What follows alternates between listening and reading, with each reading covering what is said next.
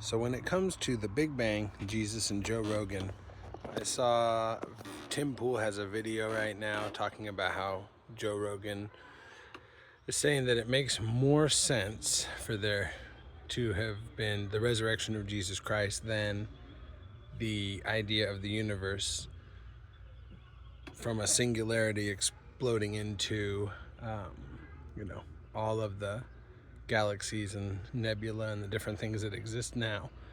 What's really funny about this is you can read a book called I Don't Have Enough Faith to Be an Atheist by Norman Geisler and Frank Turek.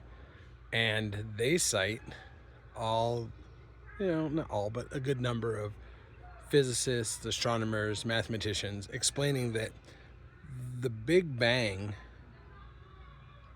is kind of foundational to how we understand astronomy and how the universe operates.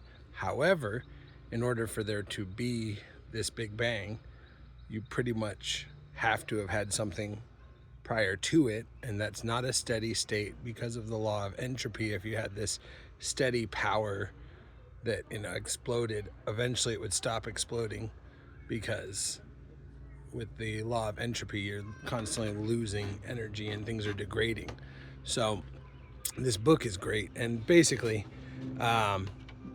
you need God, and many physicists, and they cite this in their book, have said it's quite annoying, but you're basically proving the Genesis account that God spoke and all of a sudden everything came into existence with the Big Bang. Because if you have this sudden generation of all this material and all this space and all this energy, then you've got something greater than that energy, greater than the mass of space, creating it, right?